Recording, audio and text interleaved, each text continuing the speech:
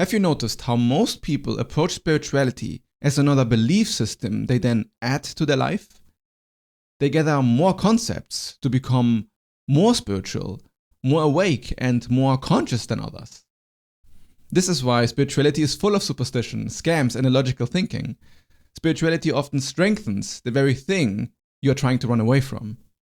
And this is the corruption of the process. Most people who are into spirituality actually have this process corrupted. They don't really understand what it means, and they try to hide from their emotions. This will make your life way worse than before you even started spirituality.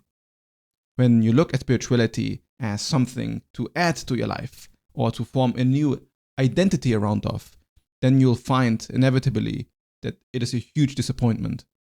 Because true spirituality is a deconstructive process. It is a dismantling of belief structures and mental systems. Because the mind desperately wants to build a spiritual identity to feel special. When you've had a glimpse that there might not really be a self there, then the spiritual story is awesome to actually avoid looking at the emptiness inside of you and to actually confront all of the pain that you feel. So the story of the spiritual path is in the way of actually finding liberation. In a way, you want to stand completely naked in front of reality and have absolutely nothing to hold on to, and in a way become completely unknowing. It is very important to understand that the spiritual path is not about becoming a better version of yourself. You can only learn how to look through the entire concept of self altogether. But there's no real better in some moral sense. You'll feel better if you do it right, but to become this free, you'll need to avoid making the mistakes that I see literally everybody making. And this is what this video is going to be about. I hope you can listen closely, because if not, you might do yourself a huge disservice. Spirituality, simply defined, is the dissolution of boundaries and belief systems to come in direct contact with truth. This truth is the reality that you embody every moment of your life. It is the self that is actually empty space. It is not an identity that we think of when we think about ourselves. You can very quickly witness this emptiness of self all the time. When you do this often enough, you will see a shift happening in your experience. It is both subtle and deeply profound. It can be quite disturbing, but also very much liberating. If you've had glimpses before, you know exactly what I mean. But now you can see how, by explaining this, I kind of already ruined it. Because what all people are really looking for in spirituality is this sensation or experience shifting.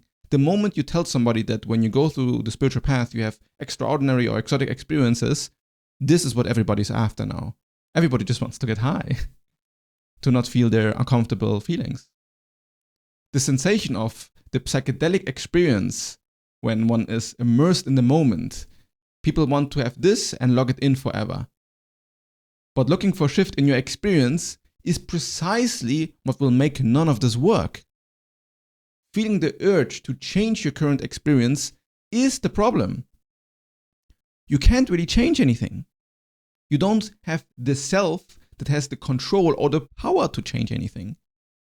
Reality is pretty much moving on its own, and you are in for the ride. What you're struggling with is accepting the ride you're on. The part of you that wants to shift the experience is the part that is in denial about who you are. The identity that you've constructed can't really become something different because it's just you. Because the moment it becomes something different, it's not itself anymore. Like when you change, something dies. And I think a lot of people have a hunch about this. Like you kind of suspect that this is what's going to happen the further you move along the path. And then you feel the sense of unease and you might be afraid, maybe also a bit excited and hopeful. You might have glimpsed a sense of connection and love, but then you have not integrated it. So it's not in a sense, it's not permanent, or it's not that the suffering is really gone. It just transmuted for a while. So when this happens, often people build then on these insights or these experiences that they've had or these new sensation that they've experienced, and then they take this glimpse and construct a belief around it to reinforce the experience so that you can again feel so nice how you felt when for the first times you had a glimpse of this realization. In a way, people try to brainwash themselves and repeating to themselves, everything's emptiness, there's no control, I am God, or whatever stage you're in right now. People have had a good glimpse or like something that's extremely pleasant and nice, and then they want to return back to it. And to return back to it, they cling, instead of going through the emotional pain of not being there anymore, they cling to the mental concept of what it meant to be in this state. But it is precisely this process of clinging to one state that causes all this entrapment and suffering. Because the suffering is in the identity that wants to hold a state as permanent. It wants to control what is. It wants to control what it is. This is why most spiritual seekers end up strengthening what they're trying to transcend. They're using the tool of delusion to find truth. And belief systems and all of this spirituality content is perfect for that. It fuels delusion. It fuels hope to be a certain version of yourself that you imagine that you should be, which is, again, more judgment. Real spirituality, therefore, happens when you deconstruct this identity by allowing reality to show you what you are and what you are not. When you stop defending your mental position or your worldviews, when you let contradictions exist without having to rush to resolve them, in the space of silence, where you don't really know what is going on or how to feel about something, this discomfort and tension is where the real process of spiritual transformation is happening. And it's not even a spiritual or mystical process. It's a natural process of the body trying to find homeostasis, balance. The body self-regulates itself when you just listen to it, when you don't suppress what it is telling you. And in this space of not knowing with the mind, well, then you'll get actually sincere, deep insights, and they become embodied in the experience and not in the belief that you so desperately cling to. And it's after periods of pain, suffering, and discomfort where the body again can go towards this greater sense of well-being. The pain and the suffering is the door towards greater transformation. I know, I also wish it wasn't like this, but that's just how it works. But then again, what's the point of this channel, right? If it's all just about sitting around and doing nothing and feeling your feelings, then why even talk about this stuff? But no, spirituality does provide immense amount of value in the building of those concepts. It does so by giving you more understanding about the nature of a thing. Could be reality as a whole or a specific aspect of it. There's so much to learn, and lessons work on a layer above the deepest layer. Language does really point to reality through concepts. Words like good and bad, freedom and imprisonment, like you can have deep conversations about what these words mean, both philosophically and what they say about reality and how you personally relate to these concepts. They can help you untangle your emotional or personal landscape. You can also practically gain a deeper understanding of how you work and how people work through concepts. All of this is good stuff, and I love it, and it's so much fun. But why is any of this spirituality? Isn't this kind of also psychology, or philosophy, or even science? And yeah, this is precisely the point. The distinction we draw between one source of knowledge and another source of knowledge is completely arbitrary. Even the idea of doing science isn't actually that clearly defined, at least on like some personal level, because I can give you a list of things and it's not quite clear if you would qualify them as doing science or practicing spirituality. I can give you an example. So when you're out in the forest and looking for different types of birds, for example, you look at their fur, at their beak, and just how they behave. You just watching birds in the forest. So you use your experience to gain a greater understanding about an aspect of reality. Now, are you doing science by understanding the behavior and appearances of those birds? Or is it a spiritual practice because you are in nature and are becoming one with these animals and seeing them exactly for how they're like? Maybe you move your sense of self or your boundaries merge a little bit and you start to gain a sense of empathy and appreciation for how it is like to be a bird. In the same vein, are you doing science when you sit alone in silence, observing your inner psychology in how your mind works? Or is it a deeper practice into the nature of the self? So I'd say that as long as you're honestly looking for the truth, it's pretty much the same. The difference is that science focuses on the external world and spirituality is actually the same experiential rigor about experimentation and trying to figure out the nature of reality, but it's internal. It's about the internal landscape and taking it as serious as the physical and external. Of course, on like a professional level, science has a much more rigid structure and academics are much more difficult to get through. But I mean, just personally, this is how you can practice these things. So we can use all these amazing tools to gain a deeper understanding of the world that we inhabit. But everything will always boil down to your raw experience that is only personal to you. It's your sense data and your processing of this information that actually makes you change. This is what the world is made out of, and this is how the entire world works. And this is the process you actually want to become one with.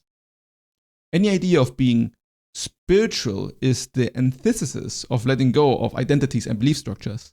As long as you define yourself as being spiritual, well, now you have like this certain identity that you might get attached to. And it's funny because I have the spirituality channel, but I personally honestly don't even identify as spiritual. The plan wasn't even to make this channel about spirituality. I just always cared about philosophy and truth. But it is the term that mostly defines this like inner working and inner deep process towards actual liberation. And I think that all psychologists, what they're really trying to do is also spirituality, although the term psychology has much more testing and academic rigor to make it less random and better defined. But the processes are very similar. The entire idea of spirituality as like some unique special thing doesn't really make sense anymore to me. Because at the end of the day, I'm a person. That's what I am the most. I am not some, like whatever you wanted to define any person, like reality is pretty much set in stone for me as a human, right? I live and I'm going to die. There's nothing special about that. But yeah, people don't like that. People want to escape their personhood. They want to escape the fact that no matter how much they want to merge with oneness and consciousness and God, that at the core, you will always be a human. And I think this is the start of the pain that most run away from. To look at your body and then resent it. To look at your mind and resent it. To just feel all of this pain and sense that it's unfair to feel it. So many then find peace in all of these insights. The mind gives escape from the body. And then the mind shows you glimpses of that which is beyond human. And we hold on to this then as an identity, as something that matters more than my finite human form. So a lot of people in spirituality might feel like they are more connected to consciousness or connected to God or connected to the nature of reality than to their human body, which is a big problem. You should be very much connected to the human body because you are a body. And this is how most people who talk about spirituality become extremely ungrounded. Not just in crazy belief systems that make them go crazy, but you actually feel also less comfortable just in your own presence. If you get lost in fantasies of not being human, well, then you are losing touch precisely with the most important aspect of your reality, your very human experience.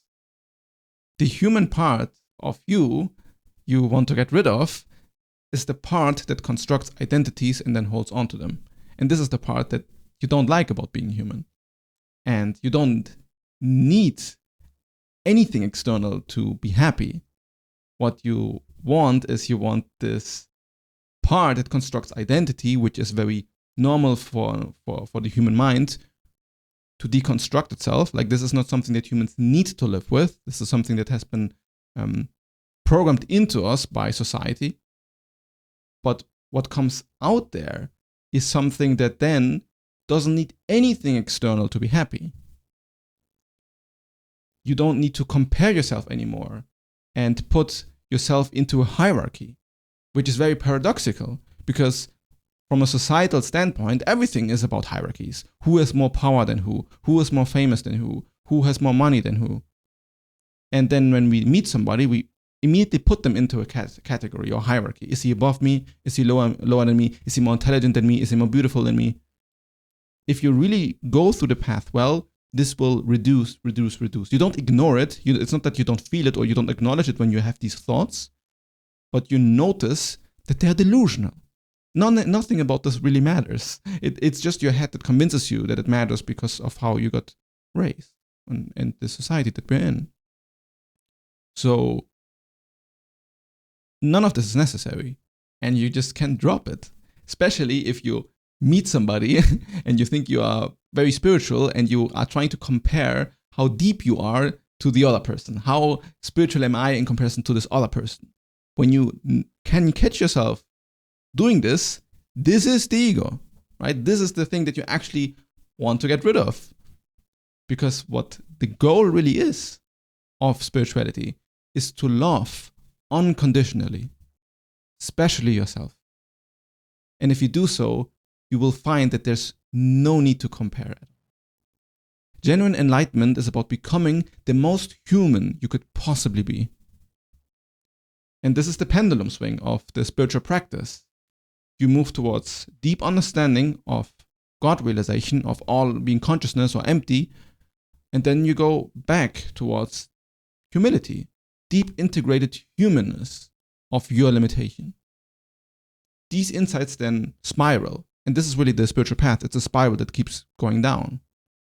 And you deepen your understanding through concepts, insights, and practices. It does help.